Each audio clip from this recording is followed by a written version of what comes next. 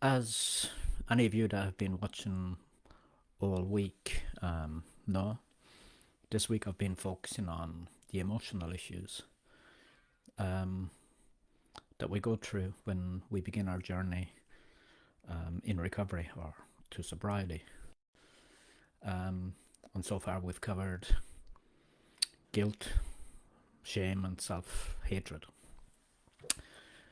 And yeah, there's a lot of negative feelings and emotions that we go through when we finally decide to change our lives for the better.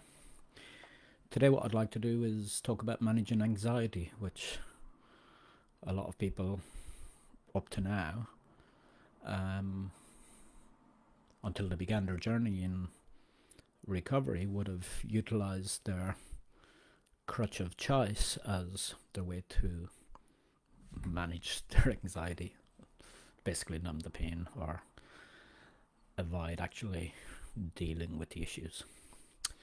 So yeah, managing anxiety, tips and exercises. Sorry. First up is the need to have a calm mind. When we are calm and relaxed, we can look at things rationally and make decisions as required. Any of you that have downloaded my 12 Steps to Overcome Anxiety program would know this, and also have access to the Regain Calm self-hypnosis audio that's on there. But if that's not an option and you feel extremely anxious or feel like you're about to have a panic attack, one of the best things you can do then is utilize the 7-11 breathing technique, which is basically breathe in for a count of 7 and then breathe out for a count of 11. Ideally, make sure that when you do the breathing in, you are doing a deep, what's called a diaphragmatic breathing. It's basically your diaphragm, which is below your lungs. That moves down, pushes your stomach out as you take in a breath, rather than what a lot of us are guilty of, is that shallower, higher lung breathing. If you find it difficult at the beginning to lengthen your breaths to a count of 11 or 7, then simply reduce the count to breathing in, for example, in for 3 and out to 5. It really doesn't matter as long as the out breath, and I won't go into the detail here about how it works, but the out breath needs to be longer than the in breath. So try doing this for 5-10 minutes regularly or as needed. Not only does it have a calming effect on your mind and body, but it is, and this is important, it's also a distraction technique, taking your mind off your immediate concerns. Basically, if you're focused on that, you won't be able at the same time have the panic attack. This technique also helps if you are feeling stressed or having difficulty sleeping or lack of concentration. The reality is most of us don't breathe properly. Sleeping well is critical to well-being. Sleep has many functions. Most of us know that we need to sleep in order to rest, but it's much more than that. Some of us may know that when we sleep, the body recuperates, it rejuvenates, it heals and repairs internal organs. What a lot of us, and I know I didn't until I looked into it, what a lot of us don't know is how important it is to our minds, to our well-being. When we sleep, we dream. We all know that. But the importance of dreams. We now know that dreaming is an essential activity during which we resolve the issues of the day by coming to an acceptable conclusion so that we can put the matter to bed. So basically, if during the day we had any episodes of what's called fight or flight that made us anxious, there would have been stress hormones released into our body in anticipation to get ready for that, either to run away or to stand and fight. The heart pumps faster, etc. So when our minds are functioning correctly, this happens automatically, and we wake up refreshed and ready for the day.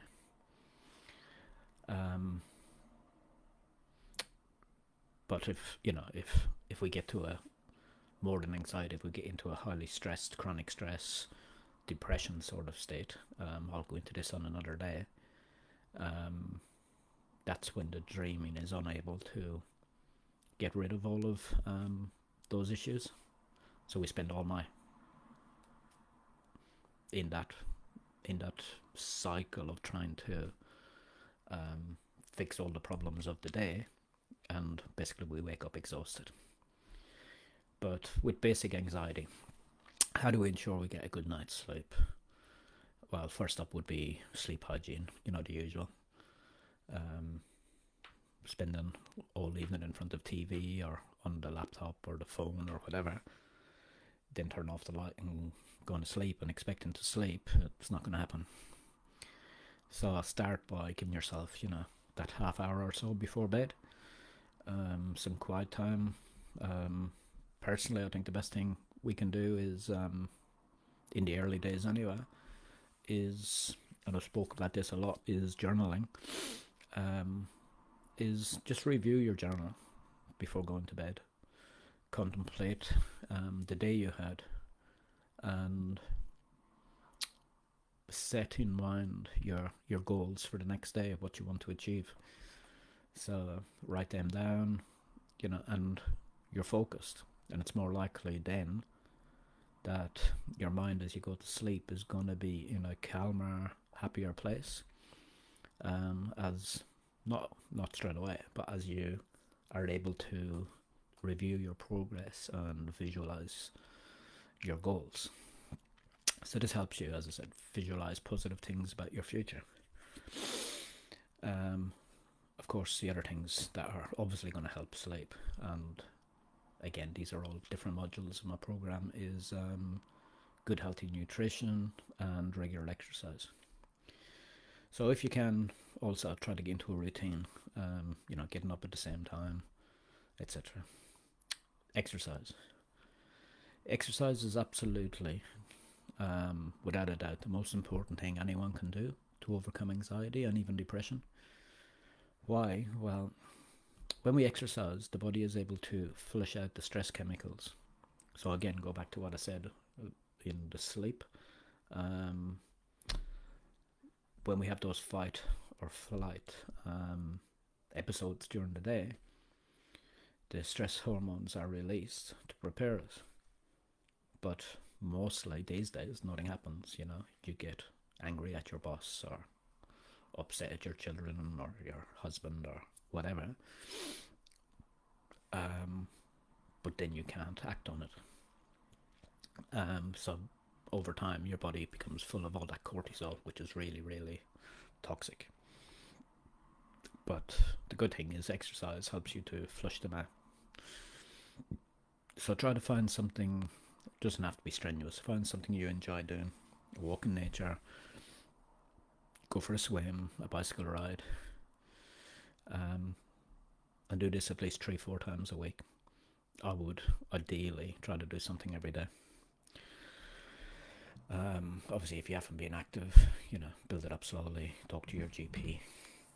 But exercise, getting outside, getting fresh air, out in nature, one of the best things you can do. And as I said, most importantly, to flush the stress hormones out of your body. Ruminating or incessant worrying. This is basically an unhealthy utilization of one of the best resources we have, which is our imagination. When we worry, we tend to imagine the worst case scenario of what might happen, however unlikely that is. Then we fixate and stew on it, worrying ourselves sick about the what ifs. Funny enough, worry is similar to hypnosis, as in a way when we get into that worry loop, it's almost like we are in trance. So that's a good thing. It means that if you are a worrier, it means that I can easily help you. Luckily with hypnosis, we can easily imagine much healthier what ifs, as you will learn. Again, if you're one of the people that have downloaded the program, otherwise if you were to join the program or work with me on one-to-one sessions, we use your imagination to basically rebuild your life. For now, though, when you worry about what might happen, realize it is just your mind looking out for you by anticipating dangers or problems. By staying calm, however, you can assess the what if rationally and say to yourself, even if the worst case was to happen, would it matter? A month from now, a year from now, 5 years from now. You're able to, the point being, you're able to look at that scenario objectively and what the likely outcome would be and how you would feel about it. Later, as I go through the other emotional issues and how you can handle them in the coming days, you'll learn to let go of what you can't control. But if, for example, you are letting what others think of you stop you from doing something you want to do, then my advice would be just go ahead and do it. In our modules in the program on self-esteem and confidence, we work on this again with resources and self-hypnosis audios, etc., which help you to believe in yourself and your dreams. Another tip, write out or type out, whatever's easier, your worries. So set aside a time. Instead of having a washing machine head, I call it, on high spin, it can be more beneficial to write out all that you are worried about.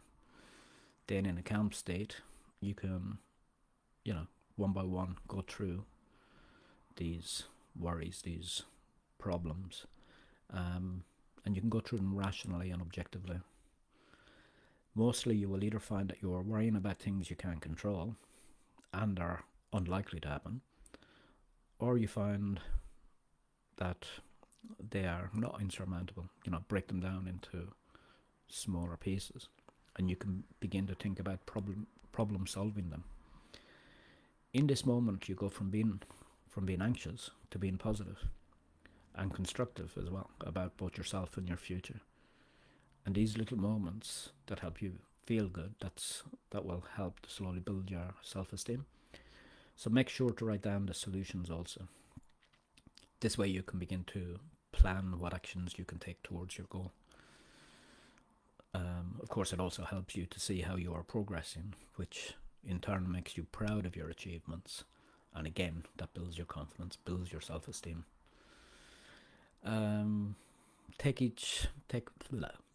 Take time each day to relax.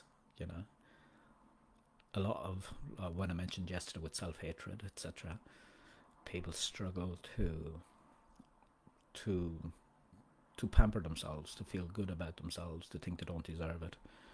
But this is another way to calm your anxiety. Have a bath or go for a walk in nature. Anything, just time each day for yourself. A big one at the moment, I think, with what's happening is reduce drastically the news, mainstream media. Just cut it out of your life. With all that's happening in the world and how the mainstream media purposely utilize fear-inducing headlines to get our attention, we really need to limit our exposure.